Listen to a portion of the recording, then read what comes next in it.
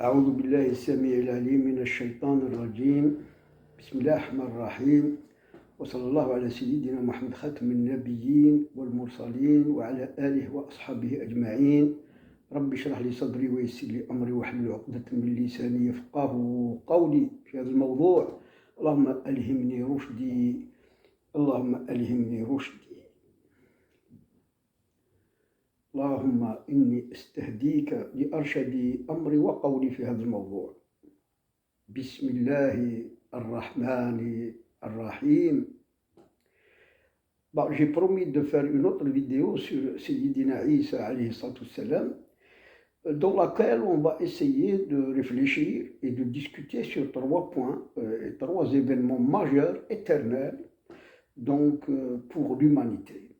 La première, c'est le miracle de ressusciter les morts qu'avait Sayyidina Isa alayhi salam. Le deuxième, c'est-à-dire événement et miracle extraordinaire, c'est la table bien servie descendue du ciel. Puis, en troisième lieu, nous allons parler de l'ascension de Sayyidina Isa alayhi salam au ciel, corps et âme, et puis donc faire une sorte de comparaison avec le Mi'raj de Sayyidina Muhammad sallallahu alayhi wa sallam, qui a donc été au-delà de Sidrat al-Muntaha, qui a rencontré Dieu. Dieu lui a parlé et il lui a transmis directement. Directement, là, il n'y avait pas la présence de Sayyidina Jibril alayhi salam, les 5 piliers, c'est-à-dire les 5 salats, les 5 obligations de la prière quotidienne par jour, et qui est revenu après donc ce Mi'raj, corps et âme, au-delà du 7e ciel, au-delà de Sidrat al-Muntaha, tandis que Sayyidina Isa alayhi salam, il a été donc, c'est-à-dire, il a été, c'est-à-dire enlevé de la terre, hein, il a été élevé par donc un ordre divin, corps et âme aussi, corps et âme au-delà des cieux de la terre, et qu'il est, c'est-à-dire vivant, mais endormi dans une station d'isthme, de barzakhiya, mais qui va se réveiller à la fin de temps et redescendre sur la terre pour instaurer la justice et donc tuer le Messie Dajjal. Donc le premier point, pourquoi je suis revenu, parce que moi je ne cherche pas à reproduire et à donc dire ce qu'ont dit les savants. Il y a une grande d'abord controverse, contradiction et donc divergence sur la question si le Mi'raj de Sayyidina Muhammad sallallahu alayhi wa sallam et si l'ascension céleste de Sayyidina Isa alayhi salam ont été corps et âme ou uniquement spirituels. Pour le Mi'raj, on le sait, il a été bien, donc le Mi'raj, corps et âme, parce que Rabbi subhanahu wa ta'ala, في القرآن يقول بسم الله الرحمن الرحيم سبحان الذي أسرى بعبده ليلا من المسجد الحرام إلى المسجد الأقصى لنريه من آياتنا الكبرى. عبده, c'est-à-dire l'abd, c'est le corps et l'âme.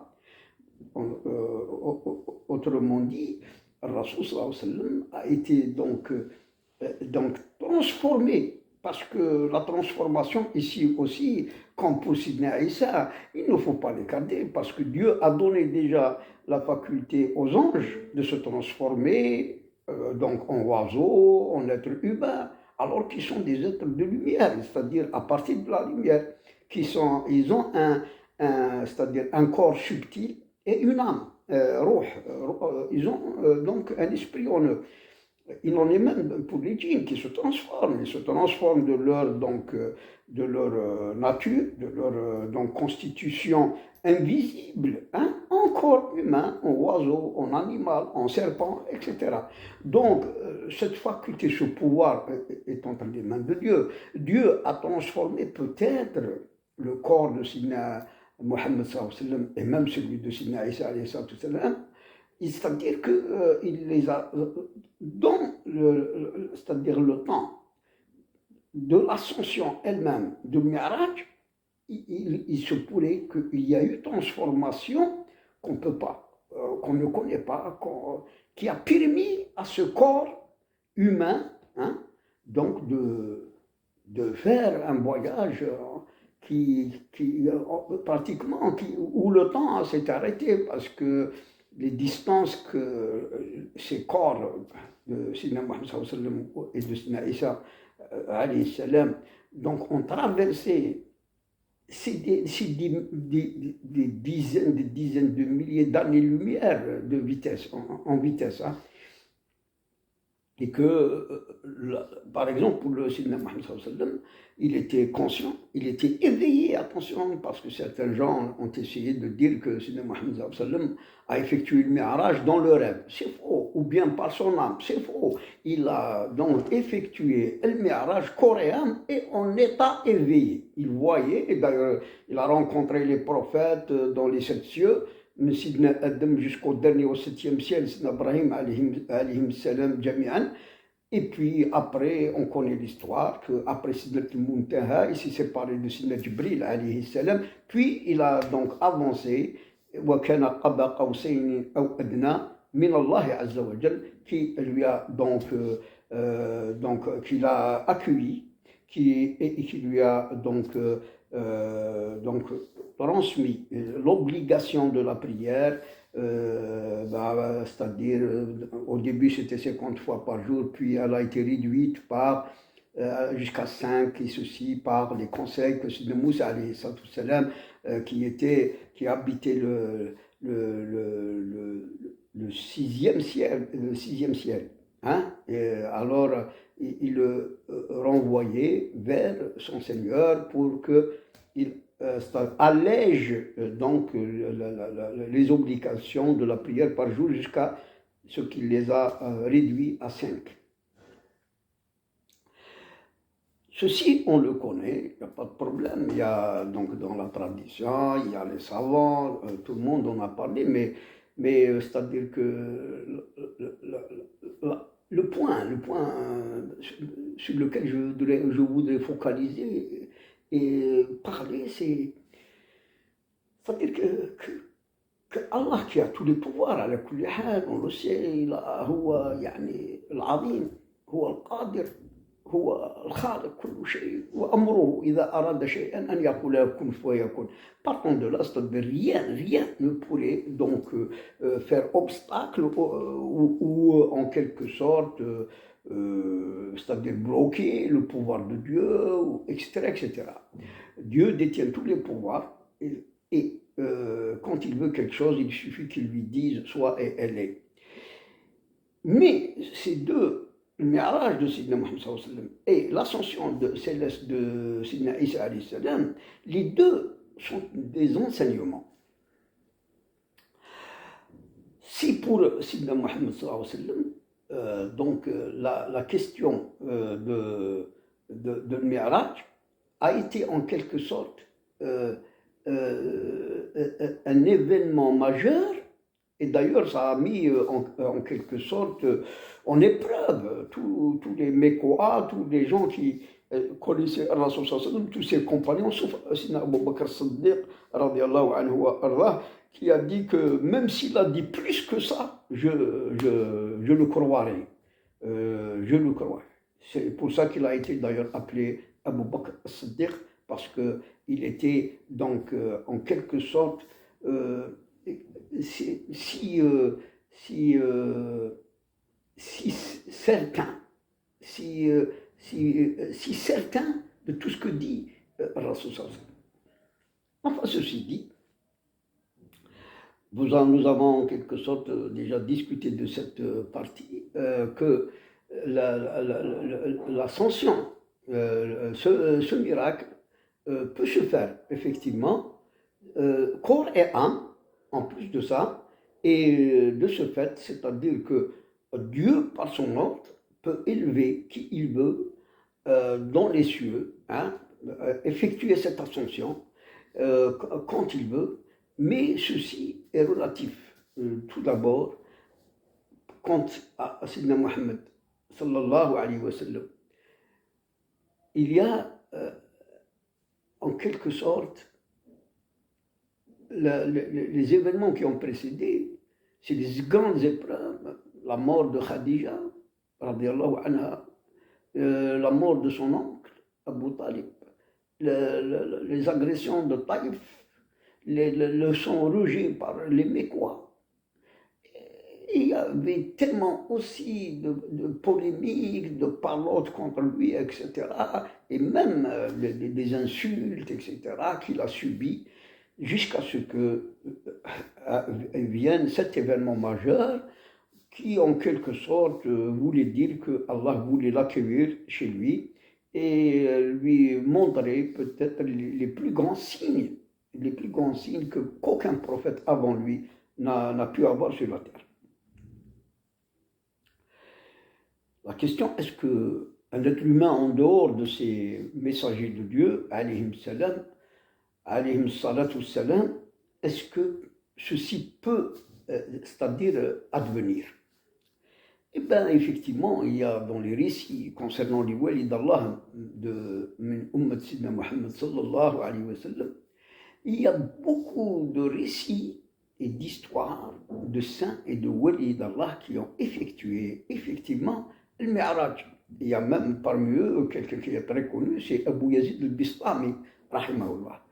Mais il y a d'autres qui, Sidi Abd al-Qadir al-Jilani par exemple, qui se déplaçaient en un clin d'œil d'un continent à un autre. Et puis même, il y a quelqu'un avec qui il a donc fait c'est-à-dire ce passage d'une dimension à une autre.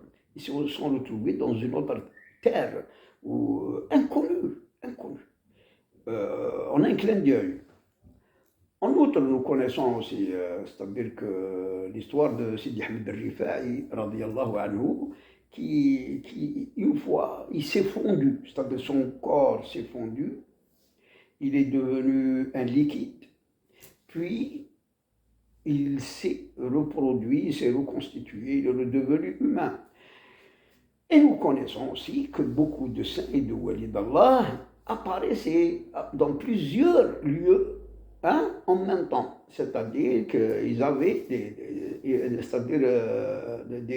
des prototypes, des formes de corps, d'images semblables à eux dans plusieurs contrées, dans plusieurs pays en même temps. C'est que la transformation donc, est entre aussi les mains de Dieu qui peut donc transformer un corps pour le rendre capable de supporter d'ailleurs cette vitesse en milliers de kilomètres à la seconde. D'ailleurs, parce que si quelqu'un montait au ciel comme ça à cette vitesse, il brûle. Si c'était un homme normal, il va brûler, il va se désintégrer, c'est pas possible. Mais Allah Azza wa Jal, donc, a permis ces ascensions célestes à ces deux messagers de Dieu, alayhim salam, pour montrer aussi son pouvoir sur tout ce qui existe, sur la vitesse, son pouvoir, sur ce que peut, donc, en quelque sorte, impacter, ce que peut influencer un corps humain, par exemple, comme la vitesse dans les cieux, et en plus de ça, au-delà de l'atmosphère, il n'y a pas d'air. Comment que Sidna Muhammad a pu respirer pendant un certain temps? Donc tout ça aussi, regardez, c'est des questions qui nous montrent tout simplement le pouvoir de Dieu, le pouvoir suprême, subhanahu wa ta'ala. Moi, je ne le m'étonne pas, parce que, vous savez, quand on lit très bien le Coran, et quand on lit aussi tous les miracles de Sidna Muhammad et tous les miracles justement de Sidna Isa, on va peut-être comprendre bien ce pouvoir divin sur toutes choses. Il a créé toutes choses. Et il a le pouvoir de changer tout ce qui existe dans un corps donné, dans une entité donnée, dans une créature donnée, quand il le veut, parce que c'est lui qui l'a créé, et il peut même, en quelque sorte, il peut même donc astreindre ou suspendre en quelque sorte même les effets du temps et les effets du temps, les effets de la vitesse, les effets de tout, c'est-à-dire les conditions climatiques, les conditions cosmologiques sur une créature donnée. D'ailleurs, il nous a donné des récits dans le Coran qui le prouvent. C'est le prophète de Dieu qui a été investi d'une mission d'aller reconstruire, parce que Jérusalem était détruite, et que ce prophète, quand il est arrivé sur une montagne, il a vu Jérusalem brûlée, détruite, etc. Il a dit et l'histoire, donc, elle est dans Sourate Al-Baqarah. Dieu il a fait en quelque sorte, il a fait mourir pendant 100 ans. Et durant ces 100 ans, il a donc inspiré des communautés à venir reconstruire Jérusalem, et ça a été reconstruit bien mieux qu'elle en était avant. Et que quand Dieu lui a rendu la vie, il s'est étonné et il a trouvé son âme en quelque sorte devenue poussière, des cendres, parce que les 100 ans ont agi, donc le temps a agi sur ce corps de son âme, mais pour lui montrer un autre grand aussi signe de Dieu et son pouvoir, il lui a laissé ses aliments, c'était des figues et des dattes, je crois, et de l'eau, et de l'eau, il les a laissés tels qu'ils étaient le jour où Dieu lui a ôté la vie. Aussi, c'est que là aussi, il a laissé le temps agir sur le corps et le détruire, etc. Mais il a aussi suspendu en même temps le temps pour agir sur ses aliments et sur l'eau pour qu'il reste buvable, et sur les aliments pour qu'ils restent tels qu'ils étaient il y avait 100 ans. Ces questions sont très importantes. C'est effectivement tout le pouvoir suprême d'Allah Azza wa Jal, où il a créé toutes choses, comme quand l'histoire de Sayyidina Ibrahim alayhi salam, il a ordonné au feu d'être bardan wa salaman ala Ibrahim. Regardez le feu qui brûle, et logiquement il brûle, c'est une cause de brûlure, etc. Et Dieu lui a ordonné de ne plus brûler. Regardez, et puis donc cette chose, c'est-à-dire qui existe dans le feu, de brûler, est suspendue par un ordre de Dieu. Il y a beaucoup d'histoires. De toute façon, pour ne pas trop nous étaler, c'est que ces événements majeurs de Mi'raj et de l'ascension de Sidna Isa, alors sont des signes du pouvoir suprême de Dieu, le mutlaq, le pouvoir extraordinaire, suprême d'Allah Azza wa Jal. D'ailleurs, maintenant, enfin, j'ai pratiquement parlé de ça, alors que je devrais mettre ce point en dernier, mais voilà, quand même, on en a parlé, puisque aussi on parle de pouvoir, on dirait que les choses se sont arrangées, structurées, agencées d'eux-mêmes. Le deuxième, puisqu'il s'agit de pouvoir, on va parler du pouvoir extraordinaire de Sidna Isa alayhi salam qui ressuscitait les morts. Sidna Isa alayhi salam ressuscitait les morts par un pouvoir qui lui a été délégué par Allah Azza wa Jal. Le premier mort qu'il a ressuscité, c'est le fils de Sidna Nuh alayhi salam, qui s'appelait Sam. Celui-là, c'est le fils de Sidna Nuh qui est mort dans la noyade du déluge.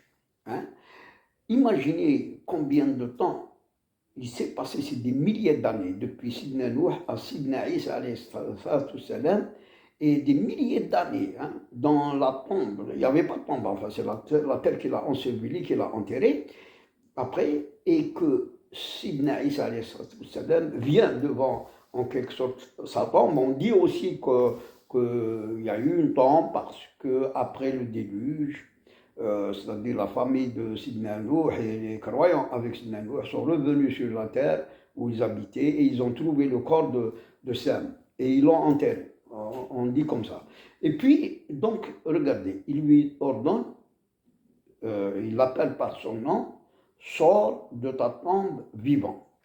Ce qui nous intéresse, d'ailleurs, dans toute l'histoire, la tradition, les récits, on a trouvé qu'il a ressuscité d'abord celui-là pour tous les fils d'Israël et tous les Romains qui existaient là-bas. Alors, mais il a ressuscité aussi une fille qui est morte, l'un de ses amis qui est mort, et puis il a ressuscité, il a vécu, il a eu même des enfants.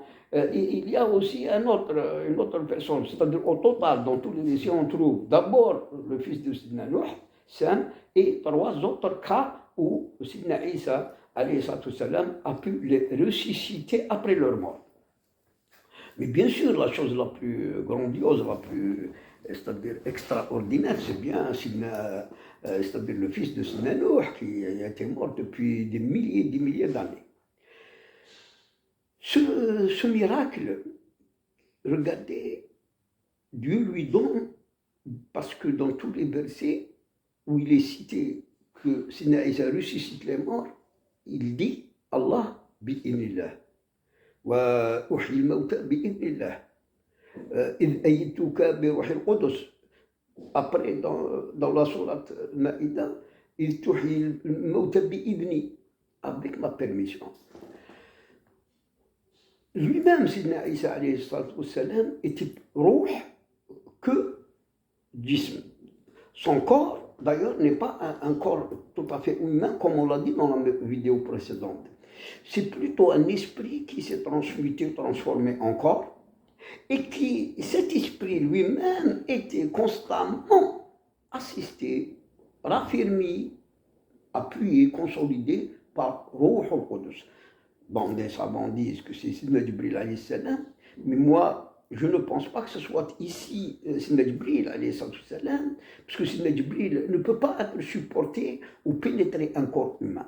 Mais je dirais que c'est un esprit saint de Dieu, qui est donc qui est enveloppé tout le corps et l'âme de Sidna Isa alayhi salam.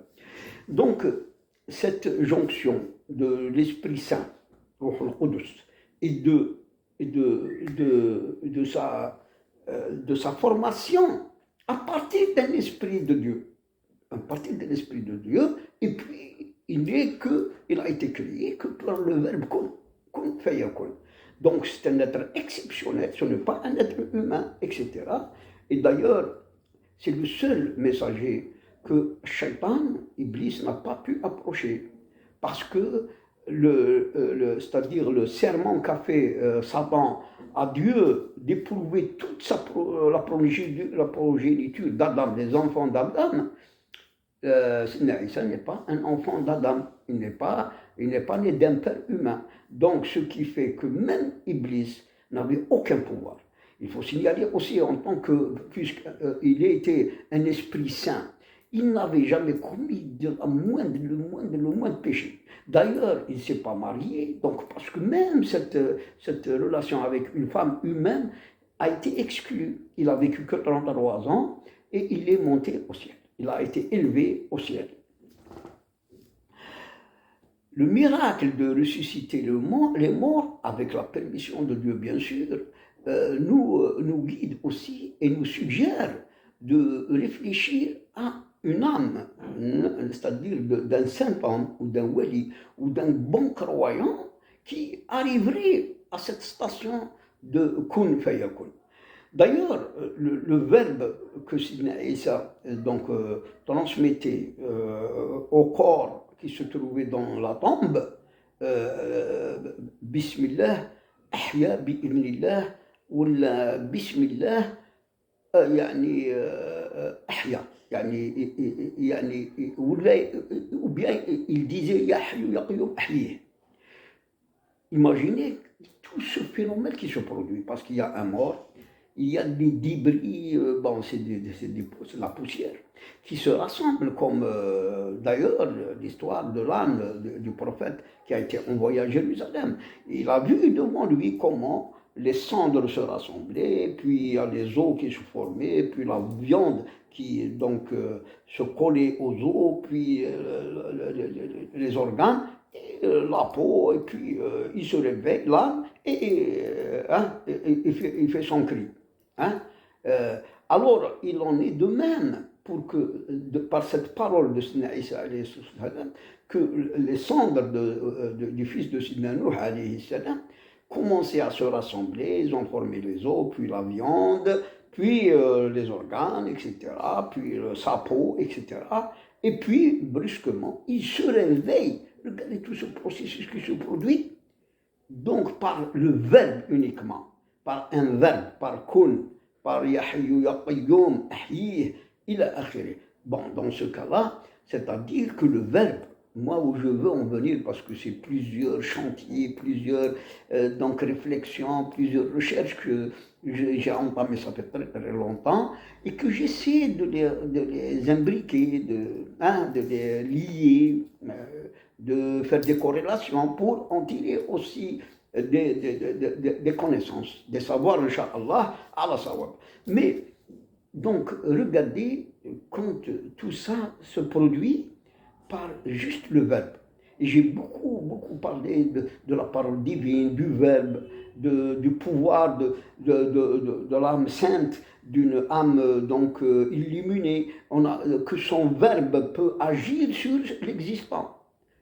On peut dominer même le monde si on était donc pénétré par la lumière de Dieu, ou que Dieu nous a donné ce don d'agir et d'avoir le pouvoir sur les systèmes, les sous-systèmes, les créatures, le ciel, etc.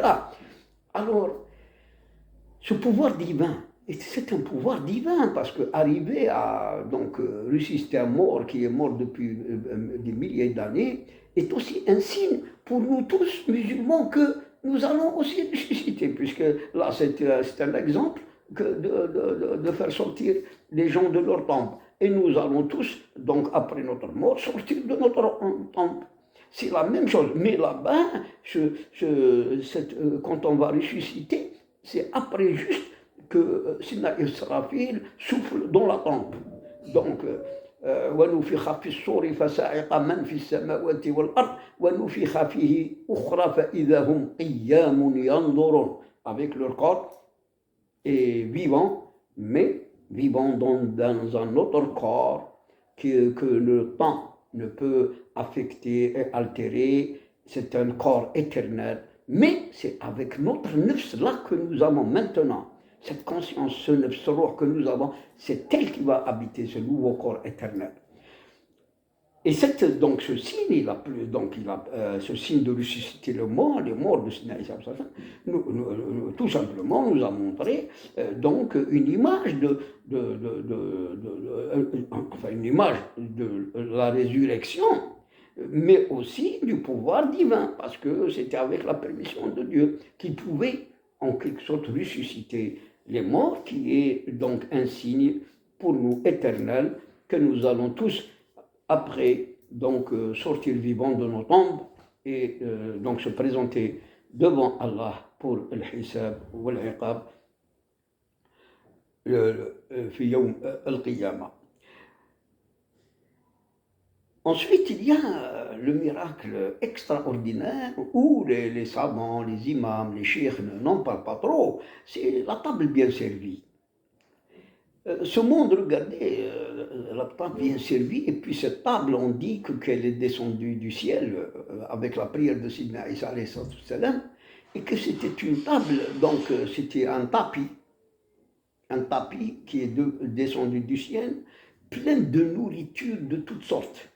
Mais le miracle, en plus de sa descente du ciel, c'est que tout ce qu'on mangeait de cette table se régénérait. C'est comme dans le paradis, par exemple, les choses ne meurent pas. Vous souhaitez avoir un faisan rôti, vous l'avez devant lui, et vous mangez jusqu'à ce que vous rassasiez. Et le lendemain, si vous voulez la même chose, elle vient, si vous voulez autre chose. Et d'ailleurs, dans le paradis, il y a un signe, parce que c'est dans le Messie, c'est-à-dire la conception, dans le vouloir, le désir qu'on a dans le cœur, de telle ou telle nourriture, ou de hurul 'ain d'une femme, ou d'un plaisir quelconque, parce qu'il y a des plaisirs, beaucoup de plaisirs dans le paradis, alors il suffit qu'on le voudrait, qu'on le désire, et il se présente. Regardez, c'est comme si on rentre dans une dimension paradisiaque, certes, mais divine, parce que on pense et la chose, elle est devant nous. Il suffit par l'âme, par notre âme, par l'esprit, on crée. On crée des choses pour nous. Et regardez la prière de Sinaï a fait descendre cette table bien servie du ciel. Cette table nous prouve d'ailleurs que Allah Azza wa Jal, tout d'abord, on a parlé de son pouvoir. Là, il dit quand il veut quelque chose, il la donne, il la crée même. D'ailleurs, il y a même un doua d'un saint temps, wali d'Allah, qui disait Allahumma in kana hatta rizqi غير موجود في اللوح المحفوظ أخلقه لي parce que قدرتك انت ما حتى ما كاش ربي يقدر يخلقه لك جديدا. Il peut le créer pour toi. Et je connais une histoire d'un wali aussi, d'un saint, qui un jour a demandé à Dieu de lui créer quelque chose à partir du néant devant lui. Et il a prié, et puis il a vu de ses yeux de visu la chose qu'il a demandé se créer elle-même devant lui, comme ça. Et elle n'existait pas, cette chose. Alors, ce miracle de la table bien gardée, regardez par la prière, Dieu a donc fait descendre cette table bien servie. Elle est venue du paradis, on dit. Donc, c'est une table qui est venue du paradis, du fait que ses aliments ne s'altèrent pas. Il régénère, donc c'est un grand signe pour le fils d'Israël, ou le Hawariyun. Alors, ce miracle extraordinaire aussi nous prouve et nous montre aussi toute la puissance divine, toute l'omnipotence divine et toute donc sa grandeur, subhanahu wa ta'ala. Nous ne pourrons jamais vraiment c'est-à-dire nishkuru Rabbi comme il veut, comme il se doit. Nous ne pouvons jamais aussi c'est-à-dire reconnaître la grandeur de Dieu, reconnaître l'avama, la grandeur, la puissance, la magnificence, l'omnipotence et l'omniscience d'Allah Azza wa Jalla. Nous ne pourrons jamais. C'est-à-dire, même de temps en temps, comme ça, quand on est donc en réflexion, quand on peut-être on fait des prières, quand on fait des invocations, etc., peut-être qu'on est un peu plus près. Mais la plupart du temps, cette vie, finalement, nous voile de sa vie, la vie avec ses problèmes, nous voile de Dieu. Mais si jamais on se rapproche, on va comprendre plus ou moins tout ça. Et on sera nourri par donc des forces, des capacités, des esprits qui viennent de lui, nous conforter et nous donner aussi des pouvoirs aussi. Voilà, je crois qu'on va clôturer ça parce que j'envisage maintenant de rentrer dans un autre sujet qui a fait beaucoup polémique, c'est la question de la ruqya, de la guérison, de l'exorcisme, etc., effectué actuellement dans le Maghreb, en Égypte, en Irak, etc., en Syrie, etc., dans les pays où il y a beaucoup d'exorcismes, de guérisseurs, de rabbins. Pour tout d'abord bien juger ces arnaqueurs, je dirais, par la ruqya, et leur façon de faire, leurs agences, ils ont créé des agences de ruqya pour essayer d'éclairer les gens et d'éveiller aussi les musulmans pour donc essayer de ne pas se rapprocher de ces arnaqueurs qui se sont donc vraiment multipliés, surtout dans le Maghreb, et en Égypte, etc. À la prochaine, Inch'Allah, je vous dis salam alaikum wa rahmatullahi ta'ala wa barakatuh.